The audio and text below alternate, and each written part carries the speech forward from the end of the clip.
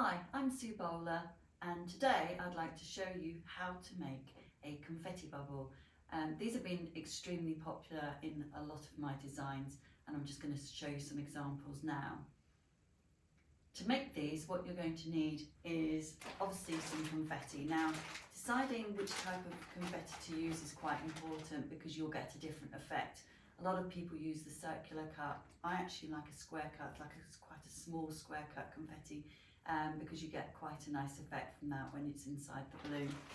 I'm going to use a Qualatex Deco Bubble. For this example, I'm going to use a 20-inch, but obviously you can use 24-inch as well. You're going to need some high float, and you're going to need a funnel to get the confetti in, a pump to inflate your balloon. I'm going to demonstrate with a hand pump. You could use other pumps, but what you've got to make sure is that the confetti won't fall back into the pump. So if you're using an electric pump, if you get metallic confetti in an electric pump, it can actually cause it some problems. And I'm just going to use a 260 to tie it off. And I might just need a little help with a stick just to poke in the confetti. So it's quite straightforward. It takes a little patience to do this because you need to get a really good covering of high float in the bubble first. Can you use helium in the balloon afterwards? No, we're going to put so much confetti into this balloon, it's going to make it very, very heavy. If you want to do a helium version, it won't have the same finished effect. You can put the confetti in and you can get a nice coverage, but you won't get the solid confetti effect that we're going to get with this technique today. So I'm just going to open the bubble, take out the balloon, and just to start with, I'm just going to put a tiny little bit of air into the balloon just to open it up. Just find the nozzle. These don't have a valve in them, so I'm just going to put a couple of little pumps in. That's all you're going to do just to separate the two layers. Now I'm going to put high float into the balloon, and I'm going to try and aim it for around about the centre so I can get quite a good spread on it. When I do these for big jobs, I mean, I've made a lot of these. I try and prepare as many in advance as possible because they are quite time consuming if you're doing them on the day. But it depends on what sort of transportation you've got. So aim the nozzle into the middle of the balloon, and I'm going to put one good squirt in. I might put a tiny bit more. As I said, you're not going to float these, they're going to be air filled, so if you've got excess high float in, it doesn't matter.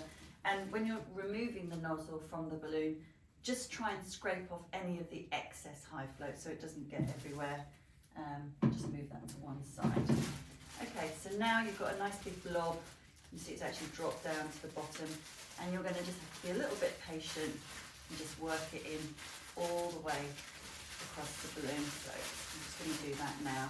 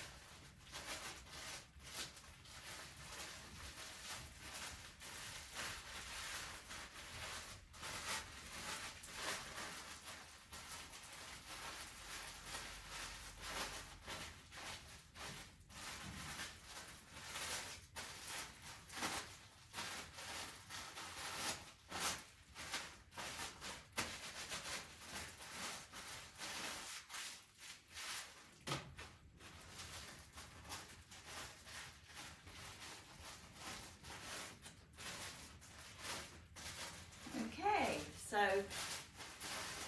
I've worked the high float all the way across the balloon. The edges are really important because if you don't spend this time really working the high float into the balloon, you won't get a good coverage. And the high float is basically working as a glue for the confetti confetti to stick to. So I'm just going to take my pump, open up the balloon, and this way I can actually see how well it's covered.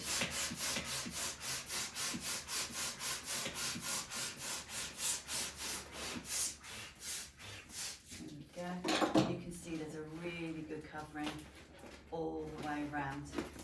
So now to put the confetti in. So just going to take my funnel, push it into the nozzle, take some confetti, fill the funnel up. I don't physically measure, as in weigh how much confetti. I just know I need a good amount to get the coverage that I want. I'm just going to use my stick to poke it in. Better. This is quite a narrow funnel because the 20-inch Deco Bubble has a narrower opening than the 24-inch. So you need a narrow one just to fit it in nicely. And you can see it's filling up really nicely.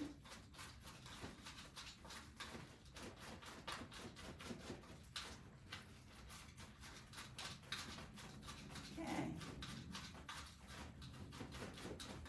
This is the good part, this is the fun bit. You can obviously mix your confettis if you want several colours. I did an event that was for a French theme, and we actually put in red, blue and silver confetti and mixed it all up, and that looked really nice. I've mixed gold and silver before now, so you can really get some very nice effects. Okay, so my confetti's in, and now what you're going to do is hold the necktie and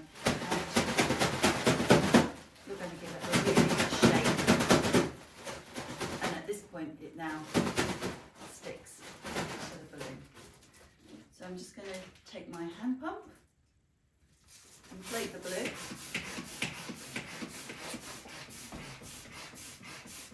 if you've got a pump like the foil pump, the auto foil pump, you can use that because it's got a nozzle on it, so the confetti can't get back into the machine, but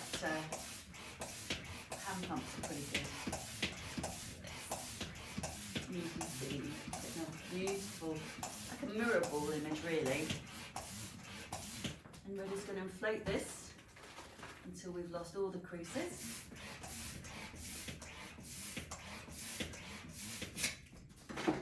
And here there's a little bit of excess confetti in there. As I said, that doesn't matter. I think we're good.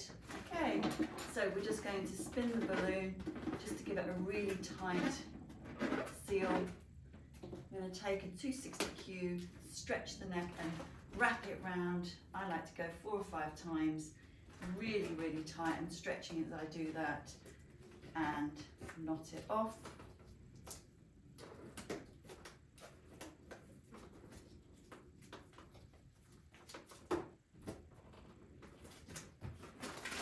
And there you go. Really, really beautiful. There you go. Hope you enjoyed that, and I look forward to seeing lots of beautiful confetti balloons.